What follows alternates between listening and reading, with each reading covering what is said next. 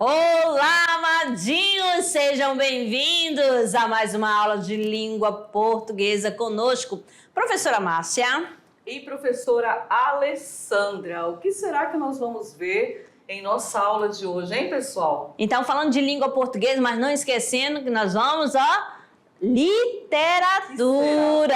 Literatura, amadinhos! Já sabiam mais ou menos, né, Márcia? É a literatura. E o que será que vem nessa literatura? É escola, não é escola? Eis a questão. Pré-modernismo, prosa. Então, vamos lá para nossa aula 41.1, né? Teremos o texto cancelar é bom ou ruim? Aí o contexto histórico, as características, autores e vamos lá pelo texto, começando pelo texto. Vamos lá com o nosso texto aqui. Cancelar, pessoal, é bom ou ruim? A cultura do cancelamento é um tema que divide opiniões entre os favoráveis e os contrários à prática virtual. Alguns acreditam que esse tipo de manifestação nas redes sociais são formas de expor autoridades e figuras públicas privilegiadas e protegidas por seu status social. Aos que defendam também que as redes sociais dão espaços de fala a grupo social historicamente excluídos. Dessa forma, os cancelamentos trazem à tona velhos problemas sociais e dão a chance desses grupos amplificarem suas críticas, cobrarem ações de autoridades e figuras públicas e até mesmo fazer denúncias de violações aos direitos humanos. Por outro lado, alguns especialistas afirmam que o ato de cancelar pessoas não promove, de fato, mudança nas estruturas sociais, nem proporciona pensamentos críticos. Outros ainda consideram que a cultura do cancelamento é um tipo de alinhamento virtual, no qual usuários buscam fazer justiça com as próprias mãos e age de forma autoritária e punitiva. Então, aqui nessa charge, né, você tá vendo o que tá acontecendo aí, Olha só, ai, ui, ai. Por quê? Alguém tá agredindo? Tá tendo uma agressão? Sim, é um lixamento, né, virtual. Querendo ou não, amado, você não está ali, a questão, não há uma agressividade física, mas está tendo o quê? Virtualmente. Então, essa questão de se cancelamento é bom ou ruim, pode ser sim um dos temas, né, sociais para você estudar para a redação, tá certo? Você pode começar a fazer a sua dissertação sobre esse tema, sobre essa temática, tá bom? E existe isso também até nos grupos, né, dentro do espaço escolar também. Por exemplo, quando fala, a Maria vai ser cancelada, cuidado para que você não seja cancelada. É um termo hoje que se usa do cancelamento. Fez algo que não agradou a maioria, você é cancelado, né? Aí você entende o que é um cancelamento? Pois é, o que vocês entendem aí por cancelamento? Então vamos lá agora falando do pré-modernismo, né? Olha só, pré-modernismo quando se fala, já sabe que vai ser antes do modernismo, né? Algo que acontece anteriormente. Antes. Então, aqui no pré-modernismo, amadinho, você não vai classificá-lo como uma escola literária. Não, porque agora é período de transição. Final do século lá, terminando lá o século 18, entrando no século 19, ou melhor, 19 para 20. Pronto, corrigindo aqui para vocês. É importante vocês lembrarem que nós vimos, voltando ainda, né, na questão do romantismo. Lembra das escolas? Romantismo que tinha toda uma característica. Depois eu tinha o quê? O realismo, que também vem com toda uma característica. Aí você sai do realismo, o que vem? Seguem outras escolas, não é isso? Cada uma muito bem marcada, com seus autores, né? E com as suas características. O pré-modernismo não podemos chamar de uma escola literária, porque foi ali um momento de transição. Exato, vários acontecimentos. Exatamente, muita coisa vai acontecer nesse período agora, que é o período que compreende, que vocês não viram ainda. Então, até nós falarmos sobre romantismo, simbolismo, naturalismo, ok. Agora vem uma mudança aí, uma mudança bem radical dentro da literatura, tá? Então, vamos observar bem esses detalhes a partir de agora. Exatamente, lembrando bem, os anos, o período, 2 décadas, 1902 a 1922, 1922, pode gravar aí, como diz a professora. Marca aí, anota no caderno. Marca aí que vai chegar o momento pra gente falar. Então vamos lá, Amadinho, dando sequência aqui. O que nós temos, né? O que foi o pré-modernismo, né? O pré-modernismo não pode ser considerado uma escola literária, né? Que sucedeu ao simbolismo. Na realidade, esse período teve o início no século XX, né, até a Semana da Arte Moderna, que foi em 1922. Lembra? Foi uma transição entre o simbolismo e o modernismo. Por isso que a gente fala, não pode dizer que pré-modernismo é um estilo literário, é um movimento literário, escola literária, um período literário, não. Beleza? E aqui tem alguns, né, autores que marcaram esse período do pré-modernismo. E que nós vamos falar um pouquinho sobre cada um deles, tá? Que nós temos Monteiro Lobato, já vão aí pensando.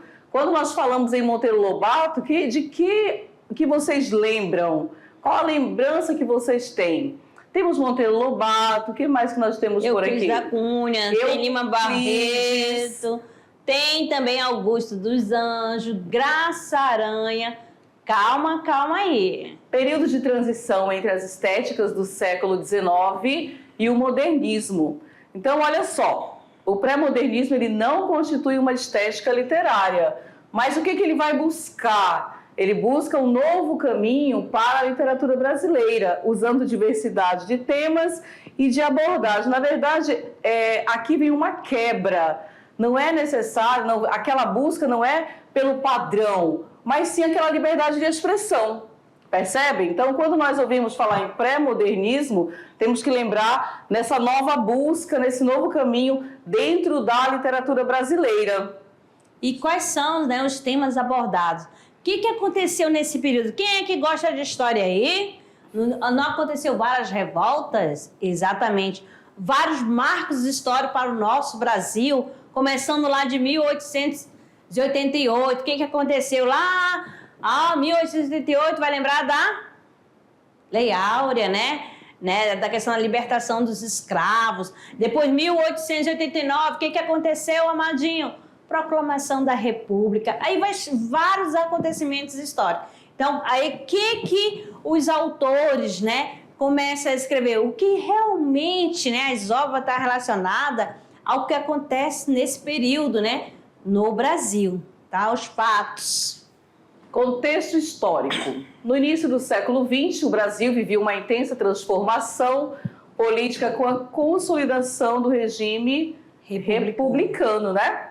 A esperança de um Brasil moderno, com condições sociais mais justas, de quê? De igualdade perante a lei e a participação política popular, que foi totalmente frustrada. Então, era aquele momento de mudança, de cobrança, vinha aquelas questões sociais. E aí a literatura também começa a se movimentar de uma forma diferente, a não seguir padrões. Então aqui, né, nesse contexto histórico, aí você vê uma imagem. Olha essa imagem aqui. Representa o quê? Né? Alguma revolta, alguma guerra, né, alguma batalha. Então, conflitos vividos pela população, tanto na cidade como na população do sertão ou do interior. Quando fala aquele conflito que aconteceu no sertão, lembra o quê? Pensa aí, exatamente. Bem, Guerra de Canudos. Mas só foi somente esse conflito? Não, tiveram vários. No contexto histórico do pré-modernismo, os escritores brasileiros adotaram uma postura liberal e passaram a fazer críticas aos problemas sociais enfrentados pela população. A linguagem formal, advinda do arcadismo e a preocupação estética, é importante vocês observarem bem essa parte aqui, elas foram deixadas de lado. Lembra que nós passamos por algumas escolas literárias onde a questão da linguagem tinha que ser totalmente formal, as rimas, a métrica, já que não existe essa preocupação, é deixado de lado. E os temas históricos, sociais e políticos, os problemas da época é que era realmente colocado em evidência. Exatamente, Tá? porque quando tinha alguns autores que falavam assim, eu sou parnasiano, fazia questão, bater no peito, eu sou parnasiano. Aí o outro falou, não, eu sou romântico, entendeu? Ali era marcado, já que no pré-modernismo ninguém falava era nada, tá certo? Então, estudiosos da história brasileira entendem que esse período foi marcado por um progresso excludente. Os mais pobres eram excluídos dos centros urbanos para dar lugar a um luxo, que serviria de atrativo para a elite. Nessa fase de segregação espacial, começaram a surgir os subúrbios brasileiros, marcado pela marginalização, favelização das periferias urbanas. Inclusive, toda essa construção urbana estava relacionada com a cultura do café em São Paulo, quando esse produto agrícola favoreceu o desenvolvimento da cidade e a industrialização da região sudeste. As principais características do pré-modernismo. Então, o que nós temos aqui falando em características? Como já vimos, esse período da literatura não pode ser considerado, olha aí, marca aí, né? Uma escola literária por não ter características próprias, mas sim um sincretismo de valores de estilos anteriores, né? São consideradas características do pré-modernismo. Aí vem aqui vários itens para vocês observarem e analisarem aqui junto com a gente. Olha o primeiro, a investigação e denúncia dos problemas sociais, e aí nós temos como problema social a miséria, o abismo social e os conflitos existentes à época, tá? A aproximação da obra literária ao contexto sociopolítico social. Tem também a marginalização dos personagens principais, ou seja, o caipira, o mulato, o sertanejo. Então, quando você fala de qual é a marginalização, que você leu o livro, de Euclides da Cunha, falava de quem? Falava do sertanejo. Então, o que ele falava da questão do sertanejo? Qual era a característica do sertanejo que marcou? Que era uma pessoa, era a pessoa que lutava pelo seu bem, que ele só queria o quê? Ter um lugarzinho para morar com a família. Não era assim? Um ali lá no sertão que ele seguia quem? Antônio Conselheiro. Quando fala do caipira, aí você vai lembrar de quem? Do Jeca. Né, Jeca Tatu? Exatamente. De quem? Você lembra de quem? Lá do Urupês, Lá da história. Monteiro Lobato. Exatamente. Então aqui... Mas pode continuar. Não deixem de marcar bem no cantinho aí para vocês essa marginalização dos personagens. Quando nós formos falar das obras dos principais autores, sempre teremos ali um caipira, como que o homem é visto, marginalizado. A nacionalidade e o regionalismo, Exatamente. E aí, falando da linguagem informal em oposição, tá? Então, olha só, em oposição à língua formal do arcadismo, que era uma característica forte daquela escola. Sincretismo estético de escolas literárias como o realismo e o simbolismo. Naturalismo, descrição minuciosa dos personagens e dos cenários. O regionalismo, a valorização da cultura popular brasileira. E utilização de verbos na forma simples ao escrever. Então aqui, pessoal, são as características encontradas dentro do pré-modernismo, certo? E aí, nós vamos falar aqui de Euclides da Cunha, que não é novidade para os senhores, lá da unidade 1.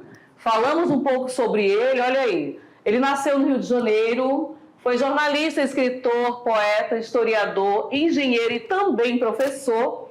Ingressou na Escola Politécnica para estudar engenharia civil e estudou também na Escola Militar da URCA do Rio de Janeiro, onde foi expulso. Olha aí, Euclides da Cunha, né? Compreendido ali 1866, né, a 1909, o ano que ele partiu. Isso, e aí para vocês Euclides não é novidade. Então o que vem para complementar aqui a informação sobre este autor? A Guerra de Canudos foi um movimento popular de cunho religioso na Bahia que inspirou um dos mais importantes livros desse período. E aí os senhores já conhecem Os Sertões, não é isso? A obra narra a saga do povo sertanejo em sua luta diária contra os desmandos da elite. Euclides da Cunha testemunhou o evento durante 3 semanas e pôde mesclar estilos da prosa artística e da prosa científica, terceiro ano. Então, olha aqui, num período de 3 semanas. Exatamente, e você sabe, né, eu tenho conhecimento que esta obra foi dividida em 3 partes, né? Quais? Digam aí. Quais são? A terra, o homem e a luta. Bem conhecida aí para vocês. E uma porque a gente já falou, já conversou com vocês sobre Euclides da Cunha na primeira unidade. Então, aqui além de Os Sertões, nós temos também Ondas, né? Aqui, Ondas de Euclides da Cunha. Tem a Guerra no Sertão, as Cicas no Norte, o Brasil no século XIX, Civilização e Caderneta de Campo, outras obras de Euclides da Cunha. Graça-Aranha. Já ouviram falar em Graça-Aranha? Já ouviram algo a respeito? Porque o Euclides já é mais íntimo nosso, né?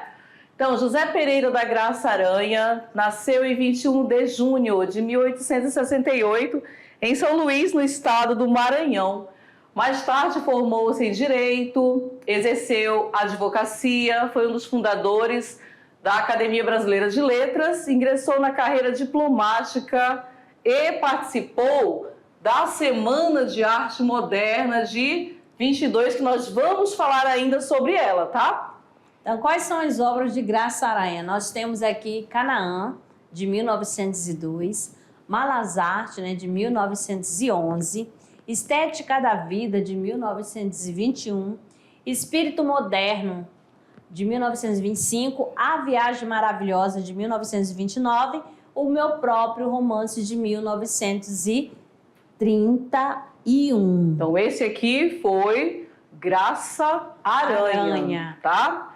E agora, nós temos aqui Monteiro Lobato. E aí Monteiro Lobato vem com uma imagem aí. Quem é essa figura? Vocês conhecem? Já viram? Já representaram? Então, quem é, né? Lá ele de onde? Ele se destacou, né, na literatura infantil. Mas só... Ele é que, sim, no mundo contemporâneo, né?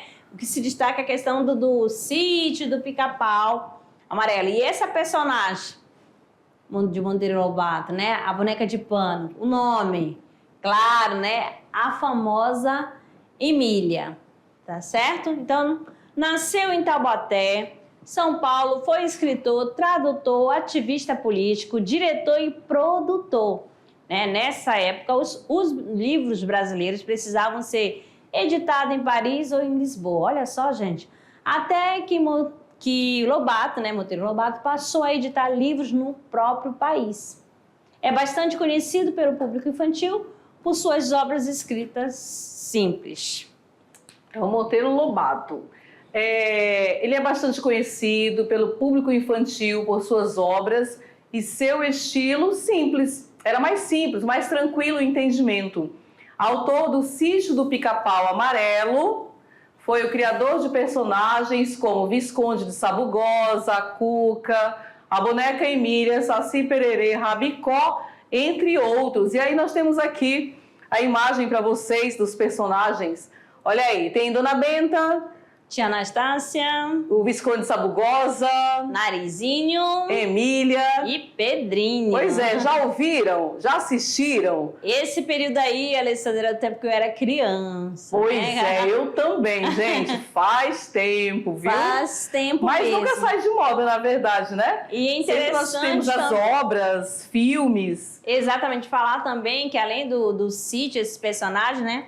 O Monteiro Lobato, né, ele publica em 1918 Europeus.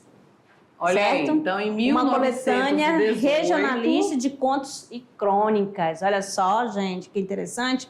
Já em 1919, publica Cidade Morta, livro de contos que retrata a queda do ciclo do café. Como a gente fala, né? Sempre fazendo o que está acontecendo no momento no Brasil, naquele período. Então, nesse caso aí, falou do ciclo do café. Exato. E esses acontecimentos não eram apenas aquele momento histórico, mas principalmente na literatura, né? Sítio do Pica-Pau Amarelo narra as aventuras fantásticas que se passam no sítio de Dona Benta, a avó de Narizinho e Pedrinho. As crianças, ao lado da boneca Emília e da espigas de milho, falante Visconde Sabugosa, protagonizam tramas cheias de magia que contam com vários seres do folclore nacional como coadjuvantes. Então, mais uma vez aqui, os personagens para vocês. Cada um tinha uma característica, certo? Essa daqui é a última versão, né, do sítio, já mais do... Porque ele é bem antigo, né? Então eles foram aprimorando. Olha lá o Rabicó. Eu tava tentando lembrar o nome do Rabicó. Ó o Rabicó. Exatamente, olha aí o Rabicózinho, né? Então, vamos que vamos. Vamos embora. E aqui, pessoal? Quem será essa personagem? Nós também fizemos parte, né, aí desse momento, falando aí um pouco da doce Dona Benta, que é a proprietária do sítio. Nas férias escolares, a avó recebe os netos, Narizinho e Pedrinho, que moram na cidade com a mãe. Ela adora contar histórias para eles que desfrutam no sítio um período de muitas aventuras. Olha a Dona Benta, só esperando os netos, né? Conta um pouquinho pra gente aí desse personagem aqui, ó. Reconhecer a pessoa. Gente, quem será aqui, hein, que está representando a Dona Benta? Muitas vezes o professor ele faz parte desse universo, porque quando você vai falar, só você falando da literatura, você precisa também entrar no processo. E aí, quando entra professor e estudante, não fica mais interessante? Com certeza, quando você faz ali um personagem como a Emília, você vai lembrar para a vida toda. Então, a leitura, a literatura acontece quando você também faz parte do processo. Só ler fica muito vago. Eu leio hoje, amanhã eu já nem lembro mais. Agora, quando você vai ali e organiza, não, eu vou aqui participar e vou ser Monteiro Lobato. Nunca mais eu vou esquecer de Monteiro Lobato, percebem? Então, é esse jogo também de participação. E aí, a professora aqui fez parte deste momento ali, representando Dona Benta. E aí eu resolvi colocar para vocês também entenderem que não é só ler, não, a gente participa também, não é verdade, Márcia? Com certeza. Participamos do processo, ok? Exato. Então, vamos lá, dando continuidade aqui. Sua contribuição para o período pré-modernista se fez em várias obras, entre elas Cidade Mortas, né, na qual denunciou o cotidiano das cidades cafeeiras de São Paulo, e a decadência econômica e o comportamento das pessoas.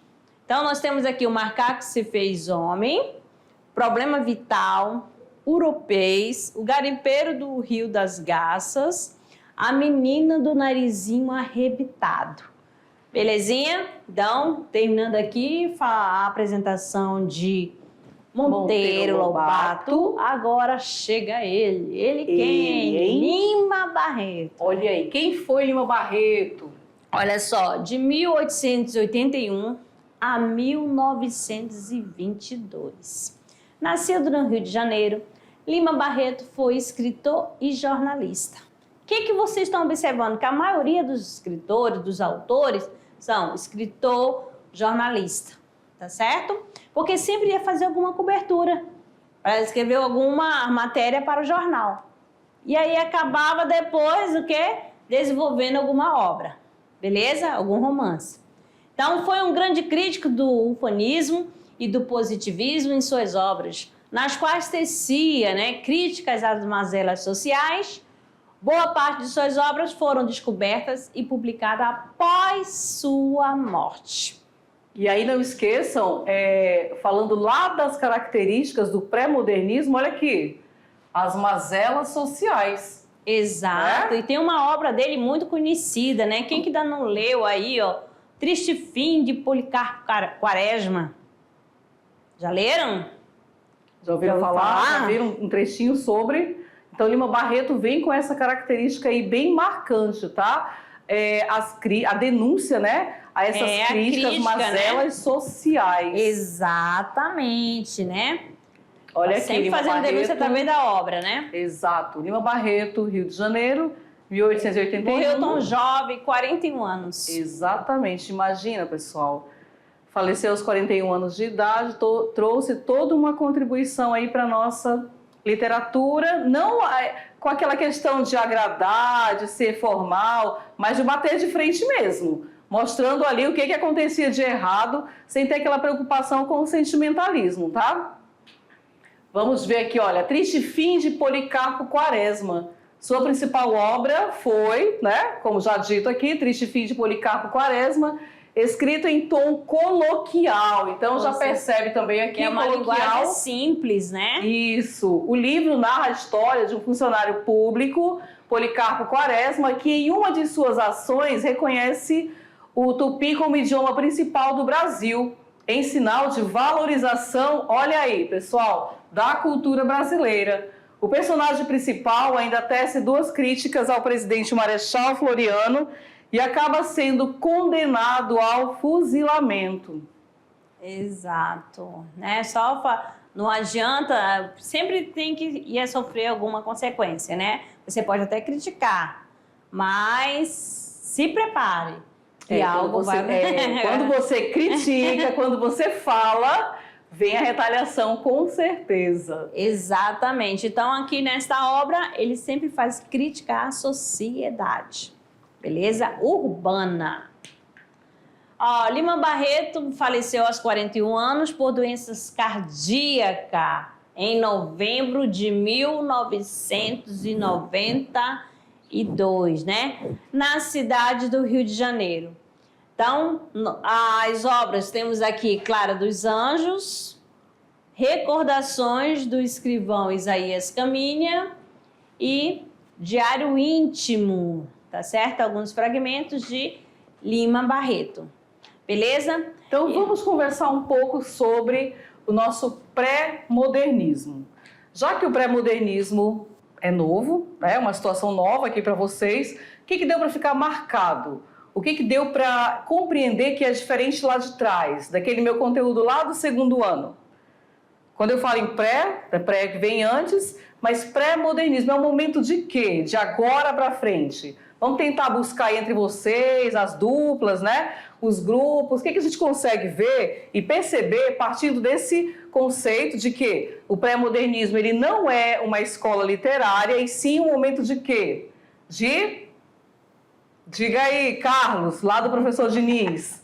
Carlos, vamos lá, Gabriela, ajuda aí também. É aquele momento de transição, não é isso, pessoal? E sendo esse momento de transição, quais foram os autores que se destacaram e por que eles se destacaram?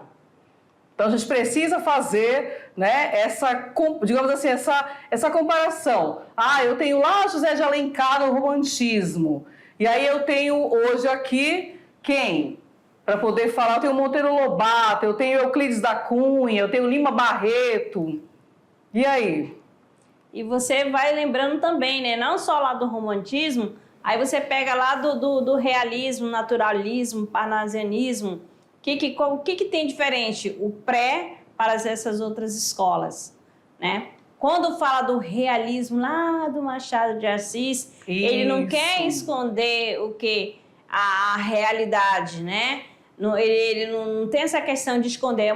Ele faz uma ficção, vai mostrando como que era a sociedade, fala mais relacionada à sociedade, à elite, né? Exatamente. Da época. Enquanto em algumas escolas eu tenho a minha preocupação com a métrica, com a rima, com a linguagem totalmente formal, agora vem o diferencial. Agora eu já não vou mais me preocupar com essa questão. A linguagem era uma linguagem mais simples, uma linguagem mais coloquial. E aí, quando nós utilizamos o termo coloquial, os senhores já sabem que que é uma linguagem mais tranquila, do dia a dia, de fácil entendimento, não é verdade? Essa questão das rimas.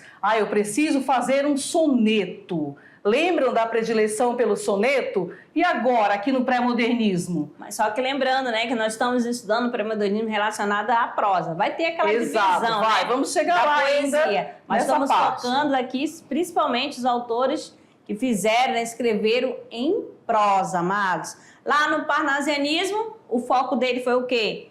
Né? Poesia, soneto. Mas o que acontecia nesse período? Tanto o realismo, naturalismo, parnasianismo e o simbolismo também. Lá no realismo e naturalismo nós temos somente prosa.